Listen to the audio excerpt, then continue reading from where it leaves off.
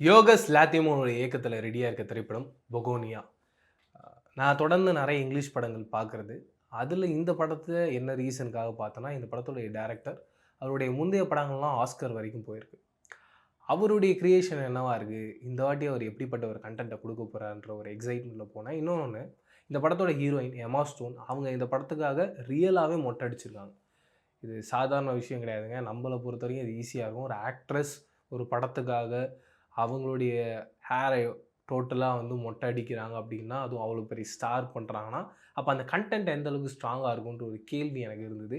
அப்படி என்ன தான் இந்த கதை அப்படின்ற மாதிரி தான் நான் இந்த படத்தை பார்க்குறதுக்காக போனேன். டோட்டலி அன்எக்ஸ்பெக்டடுங்க. சூப்பராக இருந்தது. ஃபர்ஸ்ட் ஆஃப் ஆல் நீங்கள் யாராவது இந்த படத்தை பார்க்க போகிறீங்கன்னா, அதில் 2 பாயிண்ட்டை ஞாபகம் வச்சுக்கோங்க. ஒன்று, இந்த படத்தை பொறுத்த வரைக்கும் ரொம்ப ஸ்லோ அண்ட் ஸ்டெடி ஃபேஸ்லாம் போகும். ஒரு பைக்கை நீங்கள் ஆரம்பிக்கிறீங்கன்னா எப்படி இருக்கும், ஒரு 0லேருந்து அப்படி ஸ்லோவாக ரைஸ் ஆகும். அது நம்ம முறுக்கிற ஸ்பீட்லேயும் சீக்கிரமாகவும் போகலாம். ஆனால் இந்த பைக்கை பொறுத்த வரைக்கும் எப்படின்னா, 0ல் ஆரம்பித்து 1, 2, 10, 20, 30, 40, 15 அந்த ஸ்பீடில் இந்த படத்தோட ஸ்க்ரீன் ப்ளேவை பிளான் பண்ணியிருக்காங்க. அது இந்த படத்தோடைய பெரிய ப்ளஸ்ஸாக எனக்கு ஒர்க் அவுட் ஆயிருந்துச்சு. அந்த ஸ்பீடு தான் இந்த படத்தோடைய பெரிய எக்ஸைட்மெண்ட் ஒன்று க்ரியேட் பண்ணுச்சு. படத்தோட முடிவில் எப்பா என்ன இப்படிலாமா ட்விஸ்ட்டு கொடுக்கறது, ஒரு காயினுக்கு 2 சைடு தான், 3வது சைடு அப்படின்றது ஒன்று கிடையாது. அந்த 2வது சைடை அவங்க ரொம்ப சர்ப்ரைசிங்காக ஆடியன்ஸுக்கு காட்டின விதம், அந்த ஐடியா, அவங்க அப்ரோச் பண்ணது, இது எல்லாமே எனக்கு புதுசாக இருந்துச்சு. பட் நம்மளால் ப்ரெடிக்ட் பண்ணுற ஒரு ஜோனில் தான் அந்த கதை அம்சம் இருக்குது. பட் அதை தாண்டி ஒன்று பண்ணாங்களே, அது இந்த படத்தோட ஒரு பெரிய ப்ளஸ் பாயிண்ட்டாக நான் பார்க்குறேன். இந்த படத்தோட கதையை பொறுத்த வரைக்கும் பார்த்தீங்கன்னா, எமா ஸ்டோன் பயங்கர பணக்காரங்களாக இருக்காங்க. அவங்க ஒரு கம்பெனியை நடத்திட்டு இருக்காங்க. அந்த கம்பெனியை பொறுத்த வரைக்கும் பயங்கரமான வேலைகள். ஓவரால் இது எல்லாமே யாருடைய தலையில் இருக்குது அப்படின்னு பார்த்தீங்கன்னா, எமா ஸ்டோனுடைய தலையில் தான் இருக்குது. அப்போ இவங்க என்ன யோசிக்கிறாங்கன்னா, நம்ம லைஃப் இப்படியே சந்தோஷமாக இருக்குன்ற மாதிரி நினச்சிக்கிட்டு இருக்காங்க. அப்போ 2 மனநலம் சரியில்லாத ஆட்கள் எமா ஸ்டோனை கடத்திடுறாங்க. அண்ட் எமா ஸ்டோன் எழுந்தவொடனே என்ன சொல்கிறாங்கன்னா, என்னை கடத்திட்டீங்க, 48 மணி நேரம் டைமு, அதுக்குள்ளே உங்களை யார், நீங்கள் எங்கே இருக்கீங்க, உங்கள் ஜாதகமே எடுத்துருவாங்கன்றத சொல்கிறாங்க.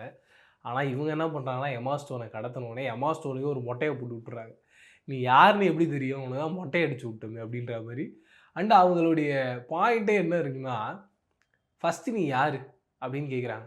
பொம்பளை சொல்லுது, நான் ஒரு சிஇஓவாக இருக்கேன், இவ்வளோ பெரிய கம்பெனி, நீ ஒரு ஏலியன், அதை முதல்ல ஒத்துக்கோன்றாங்க. இந்த பொம்பளைக்கு ஒரு ஷாக்கு, நமக்கே ஒரு ஷாக்கு. டே யாரா நீங்கள் 2 பேரும் வந்தீங்க, அவ்வளோ பெரிய பணக்காரியா, அந்த பணக்காரி அந்த வீட்டிலேருந்து தூக்குனீங்க, 2 நாள் ஆயிடுச்சு, போலீஸால் இன்னும் நீங்கள் யாருன்றதே கண்டுபிடிக்க முடியல, நீங்கள் பாட்டு அந்த பொம்பளைக்கு ஒரு மொட்டையை போடுறீங்க, அந்த பொம்பளை ஏலியன் ஒத்துக்கோன்ட்டீங்கன்னு படத்தோட ஃபஸ்ட் ஆஃப் ஃபுல்லாங்க அது எப்படி பிளான் பண்ணியிருக்காங்கன்னா, அது ஒரு சீரியஸும் இருக்குது, ஒரு காமெடியும் இருக்குது.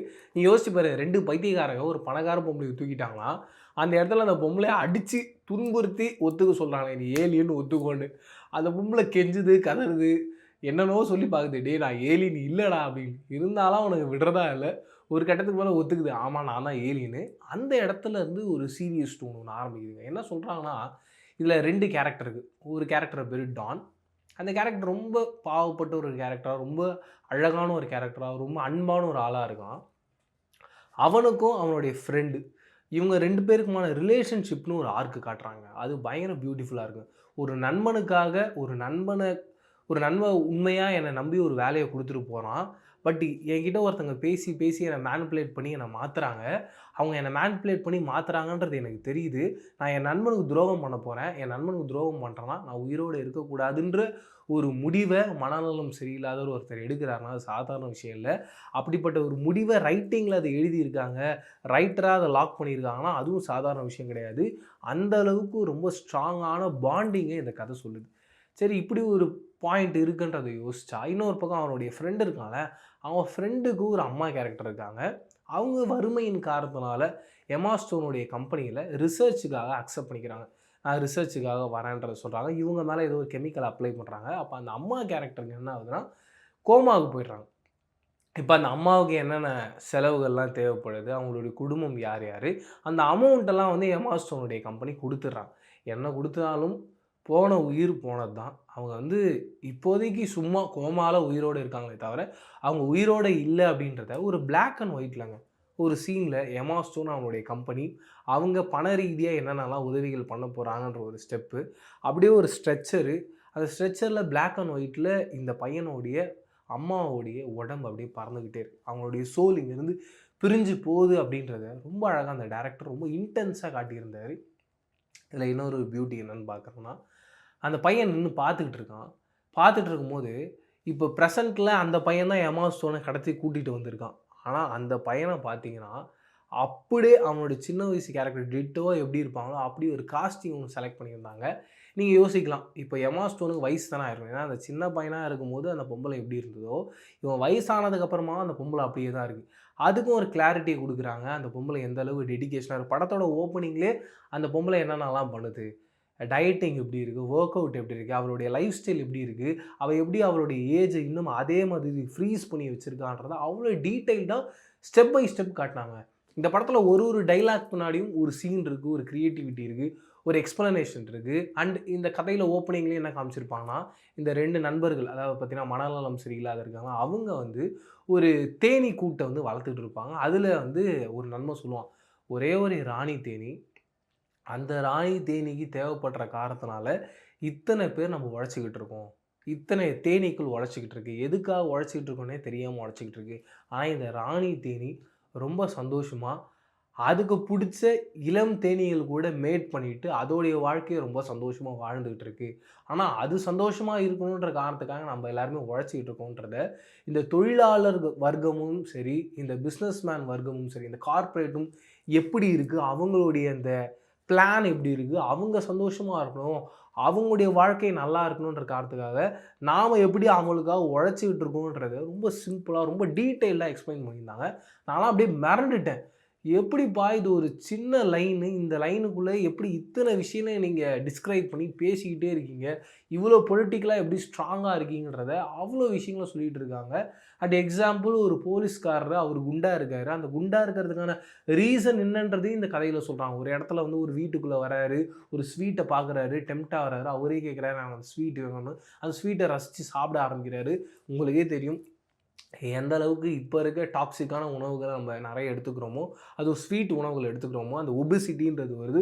ஒபிசிட்டி வந்தாலே எல்லா பிரச்சனைகளும் வருன்றத, அந்த ஒரு சின்ன சீனாக இருந்தால் கூட அதுக்குள்ளே ஏதாவது பொலிட்டிக்கலாக நம்ம பேசணுன்றத, இந்த படம் நிறைய பொலிட்டிக்கலான விஷயங்களை தொடர்ந்து பேசிக்கிட்டே வந்தது. அண்ட் டுவோர்ட்ஸ் த எண்டில் அவன் என்ன தான் பைத்தியக்காரனாக இருந்தாலும், ரொம்ப தெளிவான முடிவுகள் எடுத்திருந்தாலும், அவனும் ஒரு இடத்துல மிஸ் ஆவான்றதை காமிச்சிருந்தாங்க. அண்ட் அவன் மிஸ் ஆனாலும் எப்பயுமே நம்ம ஒரு இடத்துல வழுக்கி விழுந்துட்டோம்னா, அடுத்த ஸ்டெப் எடுத்து வைக்கும்போது இன்னும் பயங்கர ஜாக்கிரதையா இருக்கும்ல. அப்படி ஒரு முடிவ மீண்டும் அந்த மனநலம் சரியில்லாத கேரக்டரு உடம்புல வந்து ஒரு ஹியூமன் பாமா மாறி ஒண்ணு வச்சிருப்பாரு. அதெல்லாம் நான் ஷாக் ஆயி பார்த்தேன். எப்படி இவங்க இப்படி யோசிச்சாங்க? என்னன்றதே தெரியல. இது எல்லாத்துக்கும் மேல ஒரு கிளைமாக்ஸ் ஒண்ணு சொல்லியிருந்தாங்க. அந்த கிளைமாக்ஸ்ல ஒரு ட்விஸ்ட்ட ரிவீல் பண்ணாங்க. நான் அப்படியே ஷாக் ஆயி சர்ப்ரைஸா பார்த்துட்டு இருந்தேன். எப்படி இத யோசிச்சாங்க? என்ன பிளான் பண்ணாங்க? அதெல்லாமே வந்து பிரமிக்கிற வகையில இருந்தது. நான் என்ன ரிலேட் பண்ணிக்க முடிஞ்சதுன்னா, இப்ப ரீசென்ட்டா நான் நெறைய பார்த்துட்டுருக்கேன். என்ன பார்த்துட்டுருக்கேன்னா, தொடர்ந்து பெரிய பெரிய நாடுகளுடைய தலைவர்களா இருக்கிறவங்க எல்லாருமே ஏலியன்ஸ். அவங்க எல்லாருமே வந்து ஹியூமன் அந்த ஒரு ட்ரெஸ்ஸில தான் இருக்காங்க. அவங்க ரியல்ல பார்த்தீங்கன்னா ஒரு ஏலியன். இன்னும் ஒரு சில பேர் வந்து ஏலியனும் ஹியூமனும் ஃபியூஷன் ஆயி ஒரு ஹியூமன் மாதிரியே இருக்காங்க. பட் அவங்க ஒரு ஏலியன் அப்படின்றதெல்லாம் நம்ம பேசி நெறைய வீடியோஸ்லாம் ரேண்டமா நம்ம பார்த்துருக்கோம். அப்படிப்பட்ட ஒரு பிளாட்டையும் இந்த கதையில ஓப்பன் பண்றாங்கும்போது, எனக்கு ரொம்ப சர்ப்ரைசிங்காவும், ஷாக்கிங்காவும் இருந்தது. அதுக்கு காரணம் என்னன்னா, நீங்க இங்கிலீஷ் படம்லாம் பார்த்தீங்கன்னா, ரொம்ப முன்னோக்கி வர விஷயங்கள வந்து பேச ஆரம்பிச்சுருவாங்க.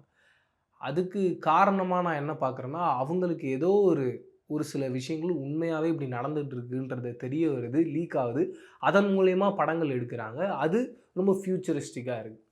அப்படிப்பட்ட ஒரு அட்டெம்ப்ட்டா தான் நான் இந்த படத்த பார்க்குறேன்.